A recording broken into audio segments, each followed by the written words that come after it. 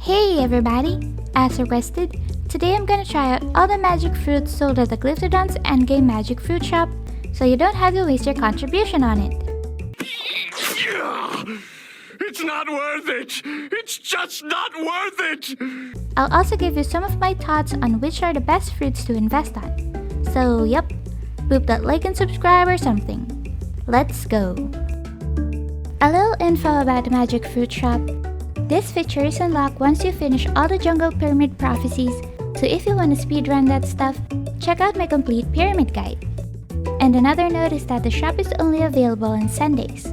Luckily, one of my abandoned save is on a Sunday, so let's have her do this experiment thing. Okay, so every Sunday, they only have one of each fruit available at the shop. It refreshes every week, so yep, you have to wait an entire week to get another fruit that you liked. The calm olive can be gifted to your newborn baby so that it won't cry during the day. I don't have a newborn anymore, but considering its price compared to the other fruits, it seems to be a one-time thing. Like, it's applied until your baby grows. Because if it's not a one-time thing, that would be so unfair because it's so expensive. And the devs wouldn't be that mean, right? Right? Anyways, the golden coconut teleports you from anywhere to your home.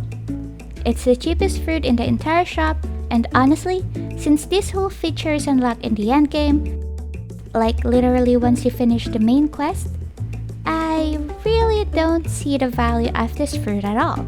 Because by then, we'd already have unlocked all the Glyptodon teleporters, so it's really easy to get home by teleporting to the land or to anywhere at all, really. Plus, you can only eat this fruit once a week, so you can only teleport once a week too. If this item was available in the mid-game, I would probably appreciate it more because by then, I would be grinding so much in and out of the village to make some contribution, and that fruit would come in handy when I decide to mine deep into the caves without any Glyptodon pad nearby. And you know, when I decide not to pass out in the middle of the caves at all. And also maybe, if there were at least 7 fruits stocked at the shop, then just maybe it would be worth it? Cause come on, once a week's a little too little, right? But I don't know. What do you think about that? For this next fruit, I'm sure you're already aware of its effect, but just a quick recap. The golden pomegranate is an item that you can give to your barn animals, pets, and Oka's pets to max out their hearts. You can get some of these for free once you finish the cave trials and unlock the Glyptodon's Den by using this Alpad and flying southwest.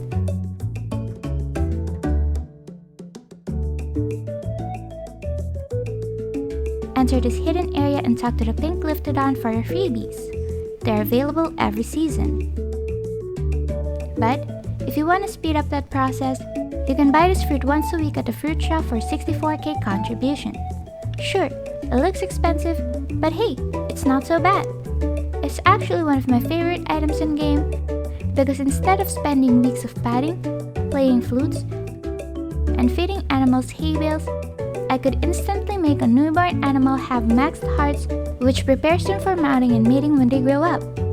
This fruit has actually saved me a lot of time since I like to breed all my animals up to max stats, and of course, to have higher stats, you'd want to have your newly bred animal paired with another newborn as they're supposed to have higher stats compared to their parents. If you want to know how I do my breeding and stuffs, check out my contribution guide, link in the descriptions below. Next we have the legendary and rare pine cones. I know I already covered this on my legendary animals guide, but anyways, is it worth it? If you have nothing to spend on, yeah, it saves you time. You wouldn't have to go attuning all the variants and taming 12 of each species if you have these. But if you want to use your contribution for something else, or if you want to enjoy the grind, maybe think twice. Because honestly, legendary and rare animals just looks prettier. So, yep, it's up to your preference really. Do you want to spend nearly 300k contribution every week for these pine cones just to have prettier colors? Or are you okay with grinding for that? And now for the mighty almond. This item gives you plus 25 stamina for 7 days, and it only costs 42k contribution. You only need to eat it once a week, so I'd say that it's definitely worth it. Really good even in the end game if you like to continue grinding for contributions to buy furnitures or other stuffs. Next we have the Parcia Maxima for 60k contribution. This is like the Mirror and Juke's makeover thingamadings, but it has options that Juke and the Mirror don't have. And that's the body type, skin color, and eye color. So if you're really bummed about any of these three, you can just buy this item to change it. I don't think anyone will buy this every week, and no other thing offers this feature, so yep, I think the price is alright. Oh, and you don't consume the item if you choose not to continue with the customization. Lastly, we have the Sweetest of Mangoes for 38k contribution. This is my least favorite item in the whole shop because it only increases 1 flower for 1 NPC and you can only use it once a week too. That's a little too limited, don't you think? And by the end game, we'd already have access to all of their loved gifts. This item is very convenient though, and it could easily be one of my favorites if it wasn't so limited. You also can't give this to your children, so yep. But yeah, those are just my opinions. If you think otherwise, let me know in the comments. Oh, and if you want anything else covered, don't hesitate to let me know too. I'm willing to spend all of my contribution for experiments.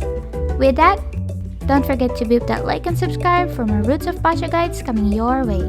Bye-bye! Goodbye, everyone. I'll remember you all in therapy.